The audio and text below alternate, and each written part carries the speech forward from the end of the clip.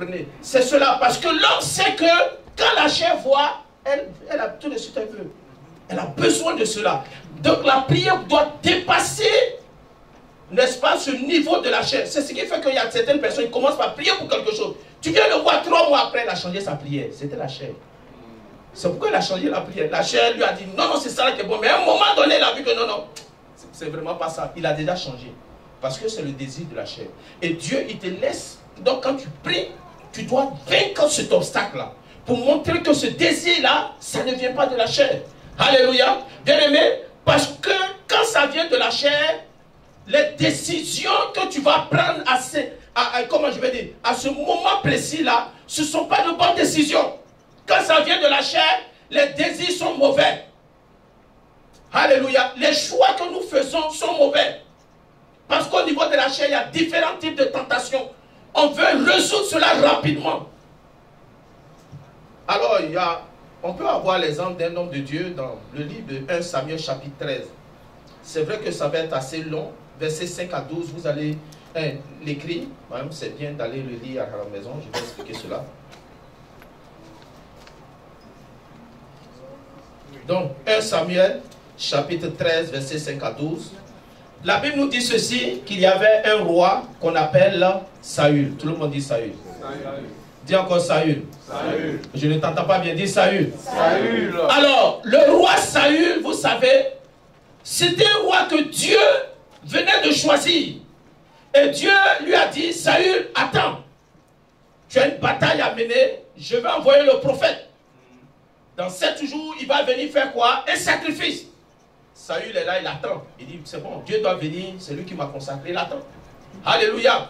Mais à un moment donné, le 7e jour, le prophète n'arrive pas. Les ennemis sont là. Ses propres gars, ses propres soldats lui disent, bon, Saül, bon, nous on voit les soldats, hein. Le monsieur, le prophète, il n'est pas encore arrivé. Les soldats sont là, eux ils ont les armes. Bon, Saül, on t'aime bien comme roi, mais à partir de ce moment-là, tu vois que nos chemins là se séparent. Ok, tu étais un bon roi, sois béni. Les gens commençaient par partir. Saül a regardé cela. Qu'est-ce qui se passe maintenant? La chair va prendre le dessus. Alléluia. La chair va lui faire prendre des décisions. La chair lui dit, mais et si toi-même tu fais le sacrifice, ça fait quoi? Alléluia. Donc il s'est levé. Il dit, bon, attendez, ne partez pas. Dieu m'a donné l'onction, je dois faire le sacrifice. Il s'est levé, paf, paf, il a fait le truc, paf, il a fait le sacrifice. Dès qu'il faisait le sacrifice net, le prophète est arrivé, il a dit, Seigneur, toi aussi tu es bizarre. Ah, il fallait arriver avant. Mais c'est en réalité pour montrer que, bien aimé, les décisions de la chair sont mauvaises. Vous comprenez? La personne n'a pas une véritable confiance en Dieu. Il s'est dit, mais et s'il ne vient pas? Et c'est ça, quand la personne commence par prier, et si Dieu n'agit pas? Et si Dieu n'est pas d'accord? Et si Dieu ne veut pas? Et si ça ne marche pas? Et si ce n'est pas la voix de Dieu que tu écoutes? Et si. Alléluia. Vous comprenez que c'est les décisions de la chair. Il faut que la prière puisse traverser cet obstacle de la chair là. Alléluia. Alléluia. Bien aimé, c'est pourquoi lorsque tu es en train de prier, tu commences par prier tout de suite, ta chair va être checkée. Alléluia. Parce que quand il y a des gens, ils prient parce qu'il a peur. Il a peur, il prie. Il ne sait pas ce qui va lui arriver, donc il a peur, il est tenté de prier, jeûner, tout ça là. Mais dès que la peur s'en va, le sujet pour lequel il priait là, c'est parti. Pourquoi? Parce que c'était la chair. Alléluia. Alléluia. N'oublions pas que le but de la prière, il faut que ça soit la volonté de Dieu qui soit faite. Mais Dieu n'aimerait pas que ta prière là, ça vienne de ta chair. Dis à ton frère, il ne faut pas que ta prière vienne de ta chair. Alléluia. Alléluia. Et donc, c'est pourquoi dans la prière, Jésus nous a enseigné à être persévérants. Et Jésus lui-même, pour montrer que ça ne venait pas de la chair, nous voyons que Jésus, qu'est-ce qu'il a fait? On dit sa prière était intense. Donc la prière doit être intense et nous devons être persévérants. La persévérance démontre que réellement, bien aimé, ça c'est pas la chair. C'est un véritable besoin. L'enfant en a vraiment besoin. Ça, c'est pas, c'est à l'intérieur de lui. Alléluia. Frères et sœurs, il y a des gens qui demandent à Dieu, tu le mets au Canada, la demande est là. Tu le mets en Afrique, la même demande est là. Tu le mets dans l'océan Pacifique, la même demande est là. Tu le mets en Inde, la même demande.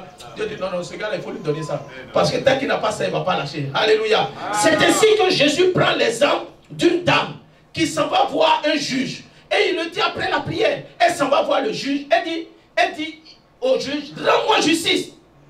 Et vous voyez aussi qu'il prend l'exemple aussi d'une personne qui a besoin de pain. Et il dit, il va voir son ami, il dit, donne-moi 3 pains. Il ne dit même pas donne-moi 2 pains, mais il dit donne-moi 3 pains. Mais ça, on va parler ça d'une prochaine. Ah, bien aimé, parce qu'il y a beaucoup de choses à dire là-dessus. Il dit donne-moi 3 pains. Or, la Bible nous dit ce même Saül, quand il allait, il a vu le prophète. Ah. Bon, laissons ça, c'est une parenthèse, bien aimé. Mais je vais expliquer ça prochainement. Vous comprenez? Il dit, va voir son ami, il lui dit donne-moi 3 pains. Son ami, il est en train de taper. Son ami dit, je ne peux même pas me lever. Laisse affaire de pain là. Demain, tu vas prendre ça. Il dit, non, non. Moi là, j'ai besoin du pain. Maintenant là. Il dit, non, l'homme ne va pas se nourrir seulement de pain. Non seulement de pain, mais tu peux te nourrir de la parole de Dieu. Va. Il dit, oh mon ami, tout ça la laisse. Il tapait seulement. À un moment donné, son ami se lève. Il lui donne le pain. Alléluia. Jésus a pris exprès le pain. Parce qu'il sait que dans la prière, il a enseigné que lorsque tu pries, tu dis donne-nous notre pain de ce jour. Alléluia. Frères et sœurs, pour montrer que la prière, il y a la partie persévérance. La partie persévérance te permet de vaincre l'obstacle de la chair. Frères et sœurs, regardez, quand un homme est persévérant sur quelque chose, c'est que ça ne vient plus de sa chair. Amen. Alléluia. Oui, ça ne vient plus de sa chair. Parce que quand ça vient de la chair n'aime pas les obstacles. La chair n'aime pas la confrontation. La chair n'aime pas le temps. La chair préfère les trucs micro-ondes. Alléluia. Oui, la chair préfère les trucs micro-ondes. C'est pourquoi des fois, les sœurs, quand quelqu'un vient, il tourne autour de toi. Il faut voir sa persévérance. Quelle est persévérance? Bon, tu peux dire que c'est un bon candidat. Mais sinon, s'il n'est pas persévérant, tout de suite, il te dit, on va l'étudier. Oh, mon ami, ça, on m'a déjà montré le secret. C'est la chair qui fait ça. Et puis le plus souvent, il dit, toi, tu peux m'utiliser comme une orange. Tu vas me sucer, après tu vas me jeter. Oui, c'est la chair qui fait ça. Alléluia. Il doit être persévérant. Amen. Parce que c'est dans la persévérance que les pensées intérieures commencent par ressortir. Dans la persévérance, les désirs intérieurs commencent par sortir. Les réels désirs commencent par sortir. Amen. Alléluia. Amen. Donc, pour vaincre l'obstacle de la tentation, on est obligé d'être persévérant. Et dans la persévérance, tu montres à Dieu, n'est-ce pas, que ce désir que tu as en toi là, c'est un désir vrai. C'est un désir sincère. C'est un désir qui vient de ton cœur. Et que tu en as réellement besoin. Alléluia. Dis un bon amen. Dis un bon amen. Que ce n'est pas parce que c'est la mode. Bon, mes amis se marient, donc moi aussi je vais me marier. Mes amis vont à l'école, donc moi aussi je m'en vais à l'école. Mes amis font ceci, alors moi aussi. Non, frères et sœurs, il faut laisser la mode. La mode n'existe pas avec Dieu. La mode n'existe pas avec Dieu. Dis un bon amen. Si tu as quelqu'un qui aime faire la mode, il faut dire que ça n'existe pas avec Dieu. Oui, ça n'existe pas avec Dieu, bien aimé. Il y a quelqu'un, à cause de ça, il est resté pendant 38 ans. Parce qu'il aime la mode. Il dit non, Dieu a l'habitude de faire remuer l'eau, donc il attend ce qu'on remue l'eau pour qu'il puisse sauter. Alléluia. Il attend ce qu'on remue l'eau. Oh, Dieu ne marche pas avec la mode. Donc il attendait pendant 38 ans. Il donnait des explications. Il est resté là longtemps. Dieu lui a dit, mon ami, c'est parce que Dieu a fait sa grâce vraiment à cet homme-là. Et puis quand le Seigneur lui dit, tu veux être guéri, il commence encore la même mode. Tu sais, c'est parce que... Tu dis pendant 38 ans, il ne fait que répéter la même chose. Alléluia. Mais parce qu'il était persévérant, Dieu savait que... Alléluia. Bien aimé, 38 ans, il faut être persévérant.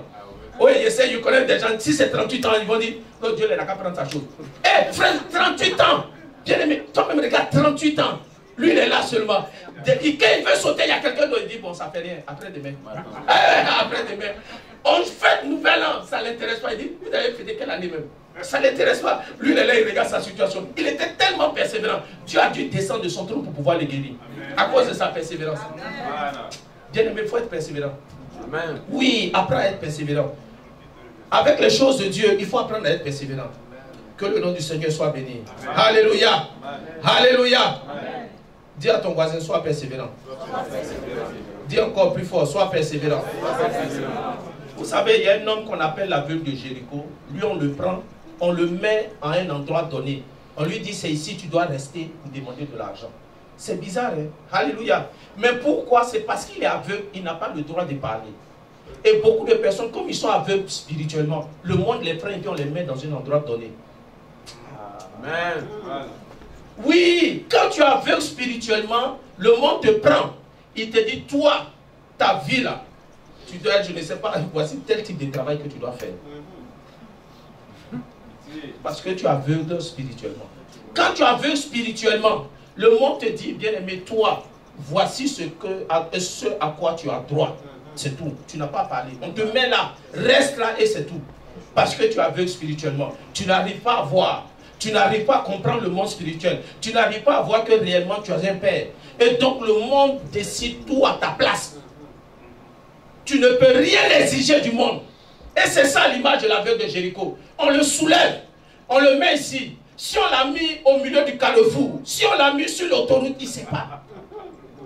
C'est là-bas qu'on l'a mis, c'est là-bas qu'il doit rester. Mais son but, tu dois seulement demander de l'argent parce qu'il ne voit pas. Et donc, il est obligé de s'abandonner dans la main des gens qui le prennent. Si les gens qui l'ont pris le laissent tomber puis fuient, il va commencer même pas à crier. Parce qu'il ne va pas savoir ce qui se passe. Mais parce qu'il est aveugle, il est obligé de le faire. Alléluia. Même à un moment donné, la Bible nous dit qu'il a entendu seulement parler de Jésus. Comme toi, tu entends parler de Jésus. Il a compris que là, s'il ne faisait pas appel à la persévérance, rien n'allait se passer. Les gens le prennent et puis on vient le dépose. Et donc là, sa vie s'arrête ici. Ça s'arrête à l'endroit où on l'a mis pour s'asseoir. Et il y a des gens comme ça, on le prend, on l'emmène, on lui dit, mon ami, reste là et il reste là. Tu vas venir dans 15 ans, tu le retrouves dans la même position. Dans 50 ans, tu le retrouves dans la même position. Pourquoi? Parce qu'il est aveugle spirituellement. Il ne sait pas que quelque part, d'autres personnes ont décidé qu'il soit là. Sans que lui-même il puisse réagir. Mais dans le monde spirituel, ils ont décidé à sa place. Il doit rester là et il reste là. Amen. Alléluia. Amen. Vous voyez la situation de ce monsieur. Le monsieur, quand il a entendu parler de Jésus, il dit, ah bon, c'est lui qui passe. Il a crié, les gens lui ont dit, tais-toi. Frères et sœurs, là, il a fait appel à la persévérance. Alléluia. Amen. Il a fait appel à la persévérance. On lui a dit, tais-toi. Lui, comme il est habitué, à lui, c'est l'oreille seulement qu'il entend. Comme dans les tais-toi, il n'a pas entendu la voix de Jésus. Il a crié encore. Quand on dit tais-toi, peut-être on a lui dit que la personne, lui, pense que donc Jésus est trop loin, il est à 2 km. Jésus dit non, ça, s'il ne vient pas, il va crier quand sa poitrine va exploser. Parce qu'il ne le voit pas, c'est pas où il est. Donc lui crie encore plus fort, Jésus. Il dit non, peut-être là, il est fait converti actuellement. Là. Quand il te dit, ah, peut-être, il allait peut-être là, je vais, ah, Jésus. Il a dit non, non. Mon ami, viens. Laissez-le. Et lui-même, quand Jésus l'a appelé là, il n'est même pas encore guéri. Son manteau là même, là derrière, je te dis, prenez ça. Vous qui avez l'habitude de me voir de loin, et vous me mettez à un endroit précis, c'est fini. Donc voici votre manteau, prenez-le. Bien m'apprendre à être persévérant. Amen. Vous pensez que dès qu'il a vu, si les mêmes personnes venaient, bon, on va te prendre, là vous êtes des sorciers. Je vois maintenant, vous allez me mettre où? Je m'en vais travailler la même chose que vous. Amen. Alléluia. Après être persévérant, bien aimé. Après être persévérant. Alléluia. Bon, on va aller rapidement. On va parler du deuxième point. Le troisième point, le deuxième point, c'est que lorsque nous devons, bien aimé, lorsque nous nous trouvons, nous sommes en train de prier, il y a aussi une réclamation. Tout le monde dit réclamation. Réclamation de qui? De Satan. Alléluia. Lorsque tu pries, parce que le but de Satan aussi, c'est de montrer que la parole de Dieu n'est pas vraie. Que les promesses de Dieu sont fausses. Que ta foi là, c'est pas que ta foi que tu as mis en Dieu là, ton Dieu là n'existe pas, c'est pas vrai. C'est pourquoi dans le jardin d'Éden, il va dire, est-ce que Dieu a réellement dit? Est-ce que ce que Dieu vous a dit là, c'est vrai? Allons-y, on va voir ça dans les Écritures, on va lire. Vous allez voir ce que Jésus a fait. Alors, Luc 22, versets 31 à 32.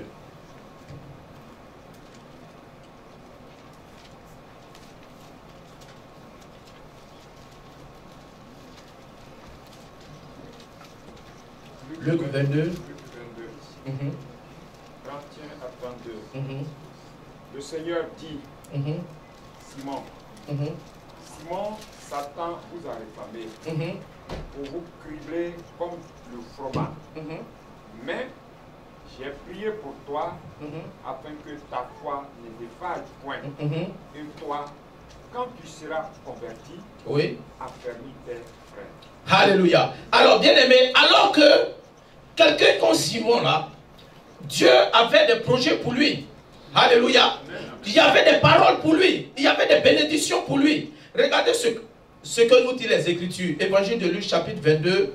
Je vais moi-même le lire. Versets 31 à 32 nous dit ceci. Que l'Éternel lui-même dit ceci. Bon, je vais commencer même par le verset 29. Il dit ceci. C'est pourquoi je dispose du royaume en votre faveur, comme mon Père en a disposé en ma faveur, afin que vous mangiez et buvez à ma table dans mon royaume, et que vous soyez assis sur des trônes pour juger les 12 tribus d'Israël. Donc regardez le plan que Dieu avait pour Simon, il avait pour Judas, il avait pour tous ses disciples. Il doit venir s'asseoir sur des trônes. Frères et sœurs, quelle grâce. Mais Satan va les réclamer des gens. Le cas de Judas, on ne va pas le lire quand même parce que mais on le sait. Qu'est-ce que la Bible nous dit? Que Satan est entré en lui. Il a fait quoi? Il est entré en lui. Malgré la prière de Jésus, Satan est entré en lui. Frères et sœurs, lorsque tu pries, il y a une réclamation de Satan. Oui. Hello. Amen. Ah, bien aimé. C'est pourquoi je suis étonné quand les chrétiens disent il y a des moments de prière et il a des explications à donner. Il y a des alibis à donner. Oh, il ne sait pas qu'il a tout cela à vaincre. Amen. Il est assis devant sa télévision. Et même des fois, tu as dit le dimanche, il y a culte. Il est assis devant sa télévision. Non, je me repose. Tu sais, bon, je dois me reposer le lundi. Pasteur et soeur, on doit reprendre le travail, tout ça. Et ce même chrétien, vous comprenez, il est le premier à aller accuser son frère pour dire, oh, lui là, il a commis l'adultère. Oh, il ne sait pas que lui-même, il a entravé aussi la parole de Dieu. Qui dit que le jour du sabbat, là, je dois l'honorer aussi. Amen. Il ne sait pas qu'il est en désaccord avec la parole de Dieu. On dit, tu as quitté la norme que Dieu a établie. C'est la même chose, frères et sœurs. L'apôtre Jacques nous dit, il n'y a pas de petite fille. Tu as dit, non, non, l'autre lève. Non, non, tu as péché même chose que lui. Est-ce que je parle à quelqu'un? Est-ce que je parle à quelqu'un? Donc nous voyons que Satan a aussi des plans. Lorsque tu es en train de prier, lui aussi il a son plan contre ta prière. Il fait sa prière, mais une prière contraire. Il a un désir contraire. Toi, tu aimerais que la volonté de Dieu s'accomplisse dans ta vie. Lui, il aimerait que sa volonté t'accomplisse aussi dans ta vie. Donc, il y a deux types de volonté en réalité qui doivent s'accomplir. Et comme tu ne pries pas, tu penses que c'est la volonté de Dieu, mais c'est la volonté de l'ennemi qui s'accomplit. Et la volonté de l'ennemi te fait voir les choses de la chair. Tu sais, pasteur, on est ici au Canada. Bon, et comme il y a la pression de la vie, je dois vraiment faire ceci. Il y a la facture qui est là, il y a les choses. Et tu commences par donner des explications. La volonté de l'ennemi, c'est déjà appliqué. Alléluia. Parce qu'il sait que tes yeux se sont focalisés sur ce que tu vois. Or, ce que tu vois, bien aimé, ce n'est pas ce qui va t'amener au ciel. Amen. Amen. Oui. Oui, frères et sœurs, faisons très attention. Satan réclame. Il réclame aussi lorsque tu es en train de prier. La preuve, nous avons vu le cas de Judas. Il est allé, de Pierre, il est allé réclamer Pierre. Réclamer la personne à qui Dieu a proclamé une destinée glorieuse. Et vous et moi aussi, Dieu a proclamé une destinée glorieuse sur nos vies. Parce que nous avons été bénis de toute bénédiction spirituelle. Mais quelque part, lui aussi fait sa réclamation. Parce que tu dis tes enfants de Dieu, lui aussi fait sa réclamation sur toi. La Bible nous parle de certains Job. Job priait pour ses enfants, il priait pour sa famille. Il ne voulait même pas que l'ennemi ait assez. Mais bien aimé, l'ennemi est allé devant Dieu faire une réclamation. Alléluia. Alléluia. Il est allé faire quoi? Il est allé faire une réclamation. Frères et sœurs, réveillons-nous dans le domaine de la prière. Soyons des hommes et des femmes de prière. Comprenons que ce n'est pas parce que je suis en train de prier pour quelque chose que l'effet contraire apparaît cela voudrait dire que Dieu n'a pas entendu ma prière ou bien que Dieu n'est pas en train d'agir. Non, le processus de Dieu est en marche. Ce n'est pas toi qui mets le processus en marche, mais Dieu met ce processus en marche à cause de sa parole. Parce qu'il est derrière sa parole pour l'accomplir. Et lorsque tu pries, le processus spirituel est en marche. Le mouvement spirituel est en marche. L'action spirituelle est en marche. Amen. Dieu est en train déjà de se mettre en mouvement. Amen. Mais lorsque lui doit se mettre en mouvement, il faudrait que toi, spirituellement parlant, tu puisses vaincre certains obstacles. Tu puisses vaincre certaines réalités qui sont, ces réalités-là en réalité, sont rattachées au domaine du naturel, sont rattachées à ta personne, sont rattachées aux choses terrestres. Mais Dieu, comme il est esprit, il aimerait que ta bénédiction, n'est-ce pas, que tu vas recevoir, soit une bénédiction, n'est-ce pas, qui soit sans chagrin. Et c'est pourquoi Dieu a des critères. C'est pourquoi Dieu va te permettre de passer au travers de ces obstacles, que tu puisses les vaincre.